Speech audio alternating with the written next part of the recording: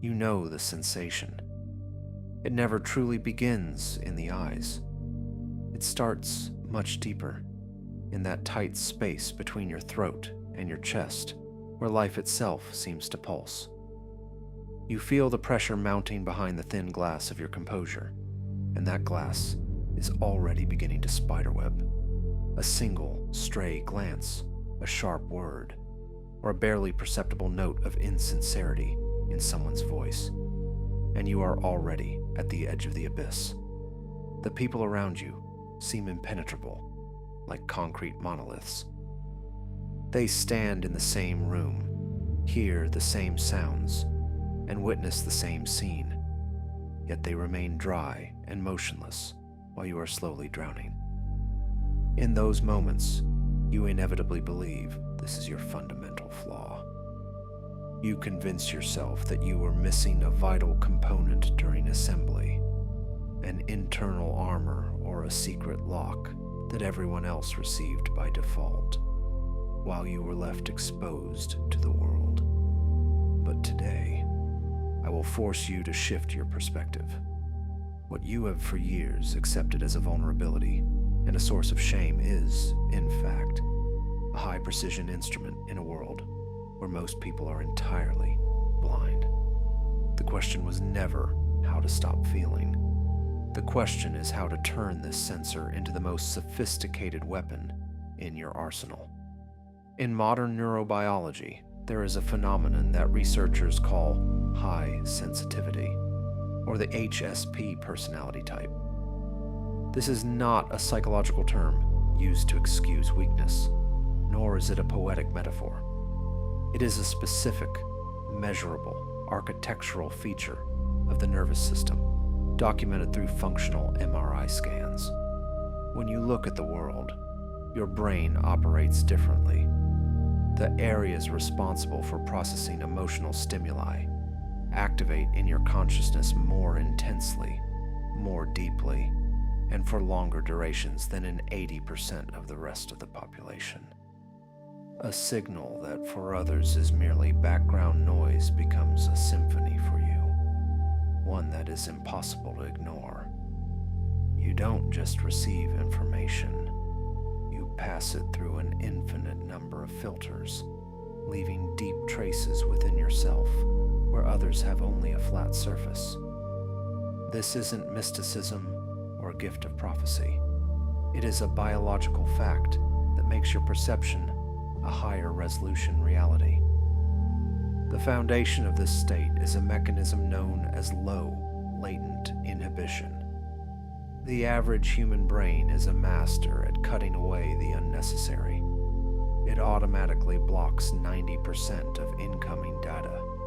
The hum of an air conditioner, a fleeting shadow on a companion's face, a barely noticeable coldness in an intonation. This is a protective mechanism that allows the normal majority to function without drowning in an ocean of details. But your filter is transparent. You absorb what others do not notice even at the edge of their consciousness. You physically sense when a person says one thing but thinks another. This is not intuition in the conventional sense, but the work of hyperactive mirror neurons.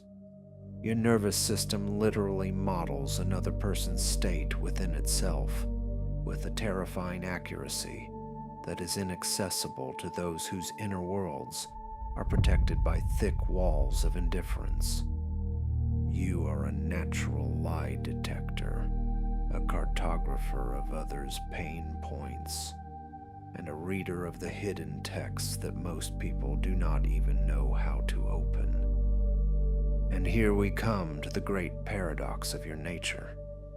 The very same mechanism that makes you vulnerable in a crowd or during conflict makes you the master of the situation if you know the rules of the game.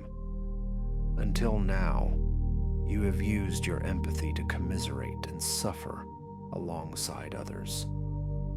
Now, you will learn to use it as a tool for strategic auditing. The first technique mastered by those who have accepted their sensitivity is cold empathy. This is not the shutting down of feelings, but their conscious redirection. You continue to resonate with another person, but now this resonance serves not for comfort, but for reconnaissance. You enter the emotional field of an opponent, not to merge with them, but to feel for the point of least resistance. You see where their psychological construction is most fragile. You know how much pressure they can withstand before they collapse. A person hiding deep shame or insecurity will crumble under a single look from you in which they read total awareness. You have always known these points. You felt them with your fingertips. Now, you will simply allow yourself to press them. The second tool in your new arsenal is the strategic pause. Most people fill silence with words out of pure, animalistic fear, but your silence is structured differently. It is heavy, dense, and saturated with meaning. Your natural tendency toward deep information processing forces you to hesitate before answering, and in the hands of a master, this hesitation becomes a form of gravity. When you fall silent in response to a provocation and simply look at a person, you create a vacuum that is impossible to endure. Emptiness demands to be filled. Your interlocutor, feeling your studying, hypersensitive gaze upon them, will begin to justify themselves, explain their motives, and surrender information they never intended to voice. Silence in the hands of someone who sees through others is not passivity. It is an active phase of seizing control, where you allow the enemy to destroy their own defense. The third technique concerns what you used to consider your greatest disgrace: visible emotions. The trembling of hands, the moisture in the eyes, the ragged breath. You perceived this as a betrayal of the body, as a public surrender. But tactical vulnerability is the art of allowing the truth to leak out precisely when you need it to. A person who witnesses genuine pain they have caused is instantly confronted with a paralyzing impulse of guilt. This impulse shuts down their logic, their aggression, and their argumentation. In the second that a shadow of remorse crosses their face for having broken something precious, control passes entirely to you. You are not pretending. You are simply ceasing to hold the pressure inside, allowing the system to discharge exactly when it reformates the power field in your favor. Your sincerity in a world of pretense possesses a weight capable of knocking any aggressor off their feet. The fourth tool is emotional reflection. When pressure is applied to you, when the world raises its voice or tries to corner you, you have a choice: to break or to become a mirror. You do not absorb another's rage, and you do not respond with your own. You return a person's own state to them with surgical precision through quiet, verbalized observation. Your soft question as to why someone is trying so hard to seem stronger than they are forces them to confront their own reflection. Most people are not ready to see themselves in a moment of lost control, and that sight destroys them from within. You do not need to lift anything heavy. You only need to show them themselves. Your sensitivity allows you to catch the very frequency at which their defense fails and return it to them, amplified by your composure. And finally, the fifth tool is selective detachment. This is not a wall or an attempt to hide in a shell.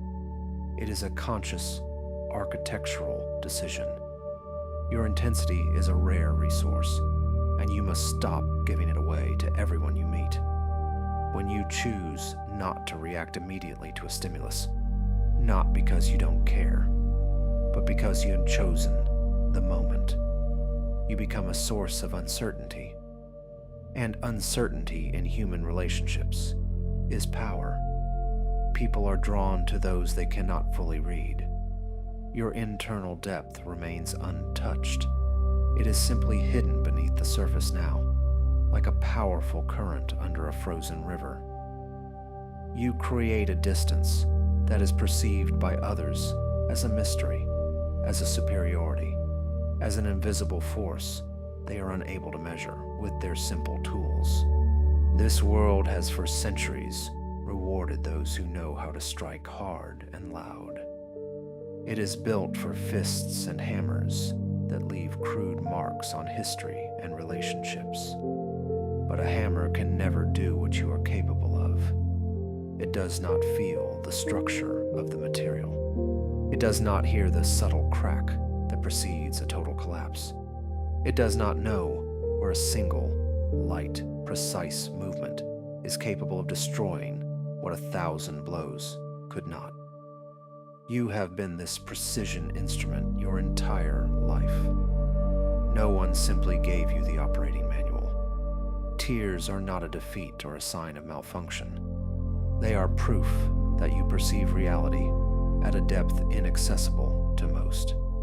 You are a seismograph, a tuning fork, and a scalpel in a world that is used to crowbars.